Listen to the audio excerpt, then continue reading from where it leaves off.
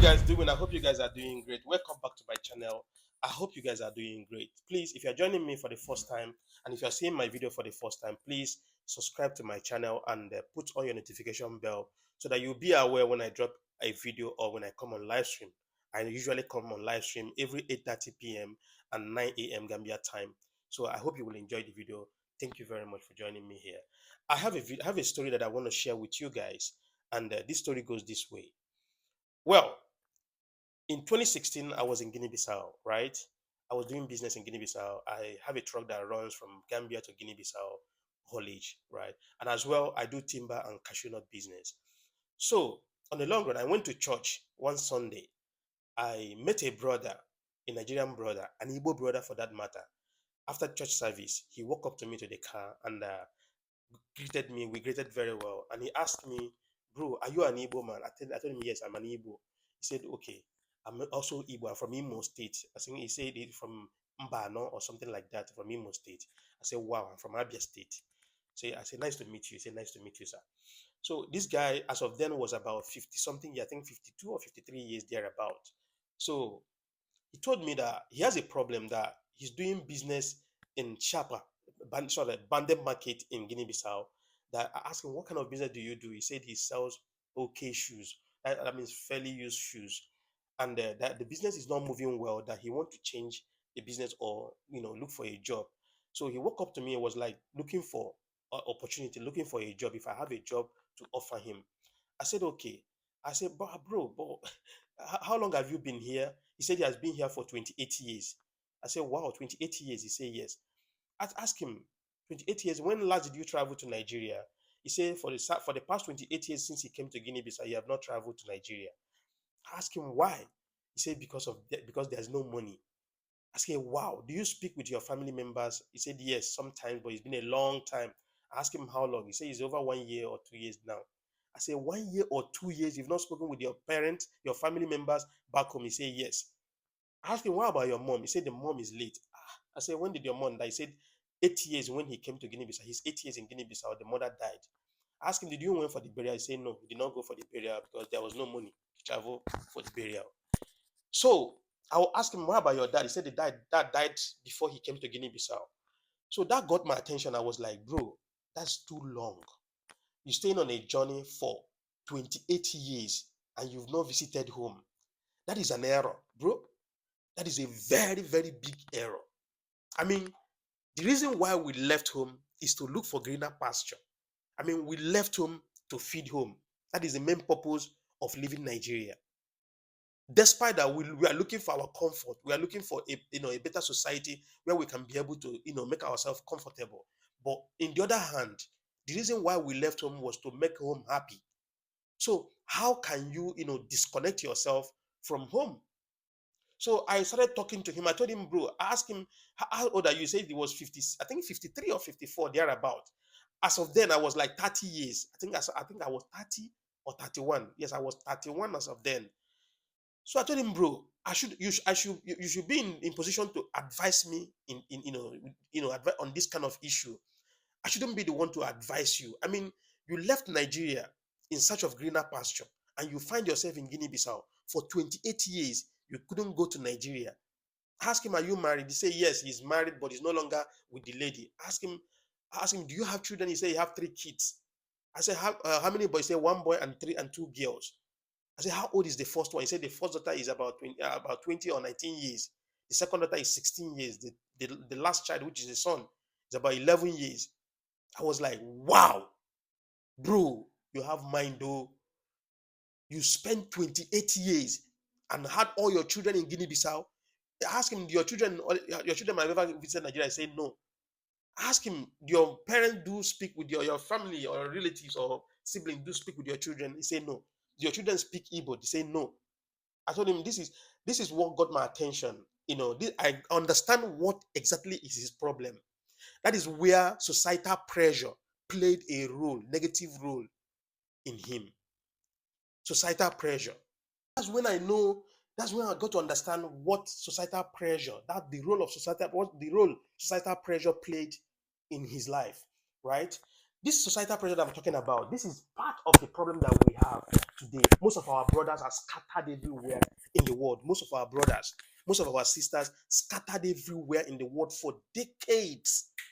If you've been to Guinea-Bissau, if you've been to Mali, if you've been to Burkina Faso, if you've been to Niger Republic, if you've been to Gambia, Senegal, Cameroon, Ivory Coast, Liberia, I mean, Sierra Leone, you see a lot of our people that have spent over 20 years and have never visited home for the first time.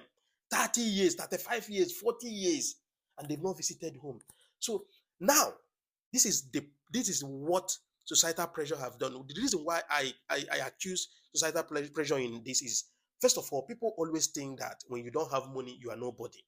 If you don't have money, once you cross border and travel out of Nigeria, they are expecting you. They're having huge expectation. When you are coming back, you have to come back with Rolls Royce, come back with convoy, come back and build big houses. Start doing money things and all that. That is not how it's supposed to be. I mean, that is not how it is supposed to be. We should start using our time, to sensitize our people outside Nigeria, making them to understand that you don't owe anybody any explanation about your financial life. As long as you are comfortable, as long as you are alive, you are existing, you don't owe anybody any explanation. Listen, riches is destiny. If God destined that you'll be rich, you'll be rich. If God destined that you will never be rich, you can never be rich. If God destined that you can never be rich, if you like, go to the moon. If you like, go to anywhere in the world, you can never be rich. If God destined that you will be rich, even if you are under the ground, you will definitely be rich. If you come to Gambia, you see a lot of Nigerians that are doing amazingly well. I mean, an African country where I live, you see a lot of Nigerians that are doing excellently well. Doing perfectly well, more than even people living in America, living in Europe and other part of part of the world. If you go to Senegal, the same thing. If you go to Guinea-Bissau, you go to other countries, the same thing. So the same thing applicable with others too that are not doing well. A lot of our brothers are born children everywhere around Africa, scatter everywhere, lost generation. I mean, we need to start sensitizing our people. This video is not going to be too long. I'm going to be making it short so that I can be able. I'm coming back for the part 2 of this video. It is very important that reconnect back with your family members. It is very important. There is a blessing attached to reconnecting back to your root. The day you disconnect yourself from your root, the day you disconnect yourself, you are disconnected financially, disconnected spiritual and everything otherwise. Let's wake up. Stop falling for this thing, this noise. This is one of the negative effect of social media. Social media have made it difficult for people to understand that life is not just all about money and all these material things and all that, making it difficult for people that have traveled, that have left Nigeria, to find it difficult to come back home. That is why they will spend years, decades, and they will never come back home. If you have a brother, most of them, some of them, their family members thought maybe they are dead already. Some of them, their family members thought maybe they will not, something happened to them, without knowing that these people are still alive. They're still bouncing, but they are scared of coming back home because of societal pressure, because of what people will say, or how people will see them, or what people will think about them. This is where we are getting it wrong.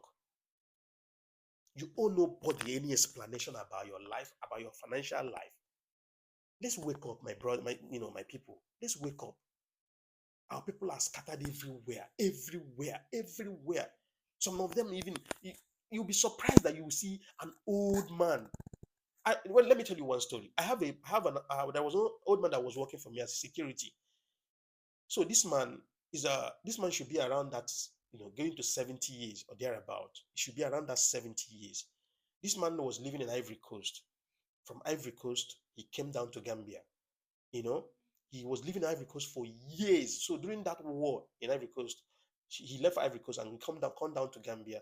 Since he came down to Gambia, from Ivory Coast, he have never visited Nigeria for years. He has never visited Nigeria for years. So the other day he was telling me his story when he was working from. I finally ended his job because he was drinking too much and was not paying attention to his job. He told me his story, how long he has spent, have not gone home and all that. Yeah, and he have no plan of going home anytime soon.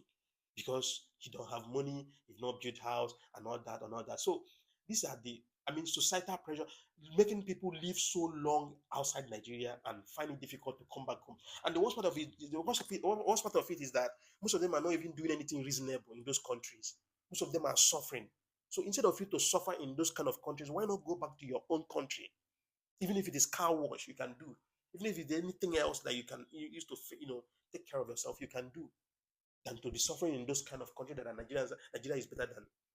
So that is my point. That's part one of this story. I will come back for the part two of this story. See you in the next video. Please, if you are joining me for the first time, watching my video for the first time, subscribe to the channel, put on your notification bell, and as well, comment your opinion in the comment section and ask questions if you have any question. Thank you very much. See you in the next one.